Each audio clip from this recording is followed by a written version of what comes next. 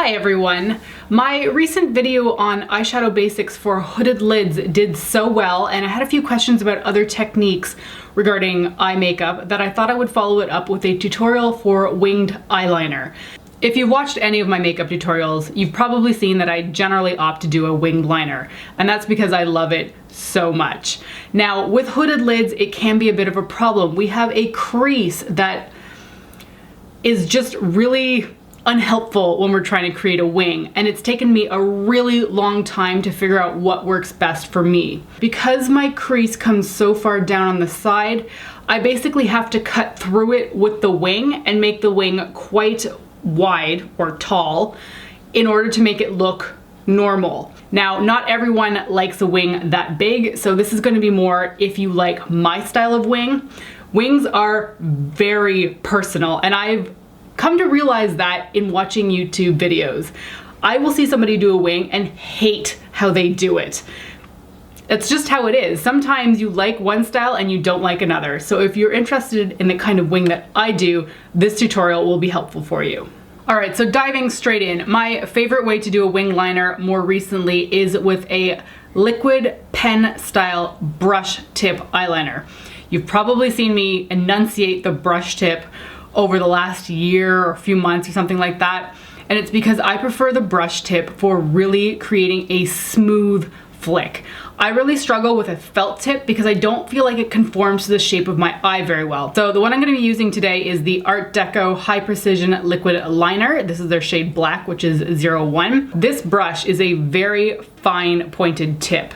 These are little hairs, and I'm not even sure if you can see them, but they will break apart on contact and splay. So you can see that they will move around, which makes that fluid edge. Now, the way I start my liquid liner is I lay down a little bit on the middle of my lash line. Just always started that way, don't really know why I do it, because the way I also do my liquid liner is I start at the outside point where I want to go and then draw backwards in towards my eye. I know a lot of people flick out, but I don't have the kind of control that I want with that. Alright, so to start out, I'll usually shake my pen just to get the ink flowing. I will brace my elbow against my arm, which you can't see because it's below you, and I will start drawing. So I'm gonna start doing the inside, and I want it to come to a finer point right down here and be thicker up top.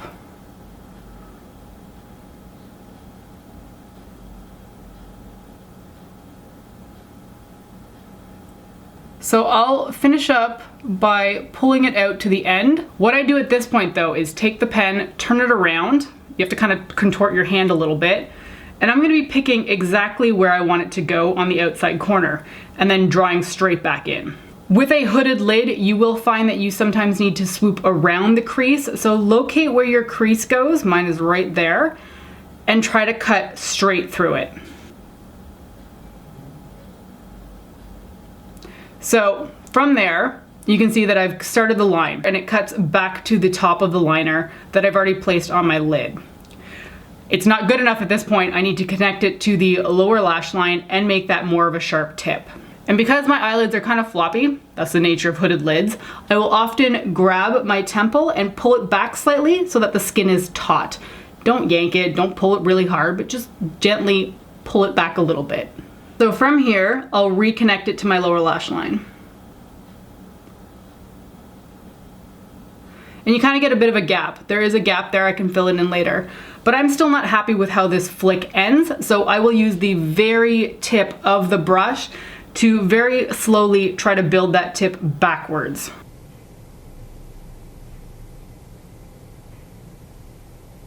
Because pen styles are so fluid, the ink will go all the way to the edge of the tip, which is not something I ever encounter with felt tips, to be honest. And from here, it's just about fine tuning. So I'm gonna make this a little bit sleeker.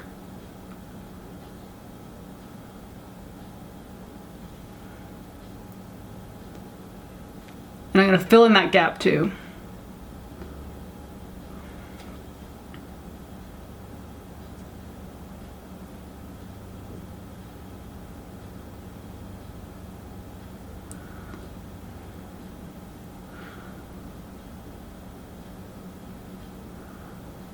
You will need to connect this outer line to your lower lash line. Because your crease sort of envelops your eye, you have to come that low, otherwise you're kind of cutting off your eye and it's gonna crease a little bit funny on the outside. I also like to make sure I'm filling in the top up here because sometimes I'll get a little bit of a swoop where the eye crease starts to fold.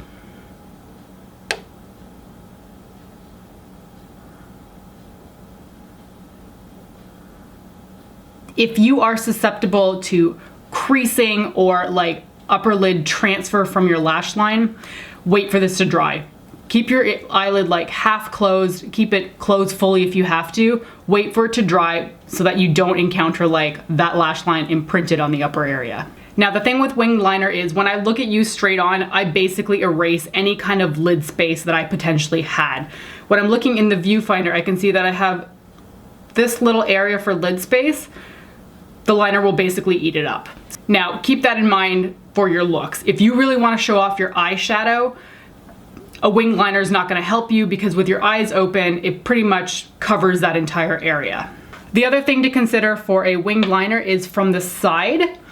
Now I'm not looking at myself so you guys can see it and I can't, but with a crease you will sometimes get a little bit of a wiggly edge. There's not a whole lot you can do in regards to that unless you make the wing bigger, because you have to kind of erase that section of your eyeball. You have to cover it with black so that it doesn't look like there is a crease there. This is a bit of a struggle for some people because your wing can end up being absolutely enormous, which is fine for some looks, but not everybody wants that on a day-to-day basis. So for me, this is a pretty standard wing. I would be happy with this in just a day-to-day life. Now to do the other side, I'm not really that consistent with making the winged angle equal. I think it is really, really difficult. And honestly, I think people notice it more on themselves than anybody else is noticing like a mismatched liner. Keep it at the relative same angle, but don't expect to get them exactly the same every single time. That's just witchcraft. Over time, you will also notice differences between your eyes. They won't fold the same way in the exact same area. For example, I have a little flap right here that causes me a problem on my left eye. It's a problem every time I do winged liner. If I don't keep it small enough in this area, it looks really ragged just at this intersection here. Once your winged liner is done, then you can add mascara. All right, so that concludes my winged liner for hooded eyes tutorial. Hopefully you found something in this that can help you try to conquer winged liner for hooded eyes. I know it took me a really long time to get comfortable with winged liner, so don't give up. I know everybody says practice makes perfect, and I was calling bullshit on that when I first started winged liner, but it's true. It takes a lot of practice.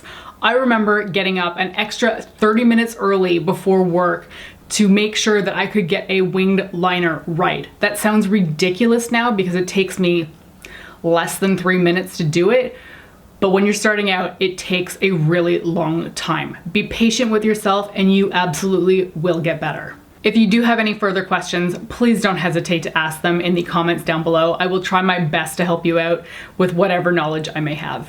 Thank you so much for watching, and I'll talk to you next time. Bye!